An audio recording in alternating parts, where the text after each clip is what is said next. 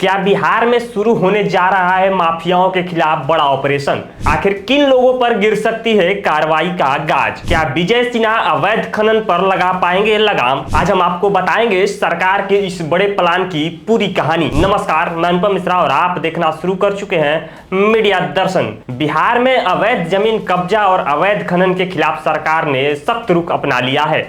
Deputy CM और राजस्व एवं भूमि सुधार मंत्री विजय कुमार सिन्हा ने बड़ा बयान देते हुए कहा कि राज्य के हर एक जिले के भूमि माफिया और खनन माफिया की सूची तैयार कर ली गई है।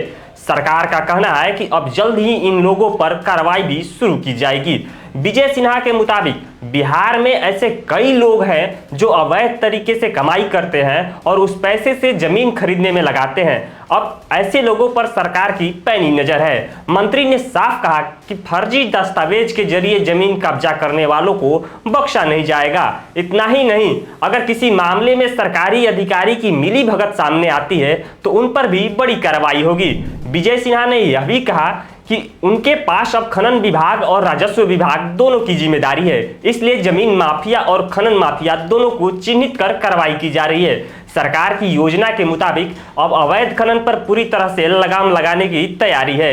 इसके लिए कई बड़े कदम उठाए जा रहे हैं। तकनीक आधारित निगरानी बढ़ाई जाएगी और खनिज एवं राजस्व की पारदर्शिता लाई जाएगी और वैध खनिज व्यापार में बढ़ावा दिया जाएगा। सरकार का मानना है कि इन कदमों से अवैध खनन के बड़े नेटवर्क पर सीधा असर पड़ेगा। हालांकि मंत्री ने यह भी साफ किया कि आम लोगों को डरने की इससे जरूरत नहीं है। अगर किसी किसान को अपने खेत या निजी जमीन से घरेलू उपयोग के लिए मिट्टी निकालना है तो उस पर कोई कार्रवाई नहीं होगी, लेकिन अगर कोई व्यक्ति व्यवसायिक उद्देश्य से खनन करता है तो उसे इन नियमों के तहत आवेदन कर अनुमति लेने की जरूरत होगी।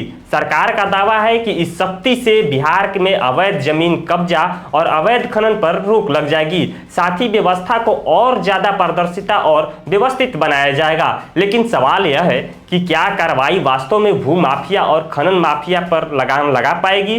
क्योंकि बिहार में लंबे समय से जमीन कब्जा और अवैध खनन को लेकर कई विवाद सामने आते रहते हैं। अब देखना होगा कि सरकार की नई रणनीति जमीन और खनन कि इस पूरे नेटवर्क को कितना प्रभावित करती है। तो क्या बिहार में शुरू होने जा रहा माफियाओं के खिलाफ बड़ा अभियान, क्या सरकार की इस कार्रवाई से अवैध कब्जा और अवैध खनन पे सच में रोक लग पाएगी? अपनी राय कमेंट करके जरूर बताइएगा।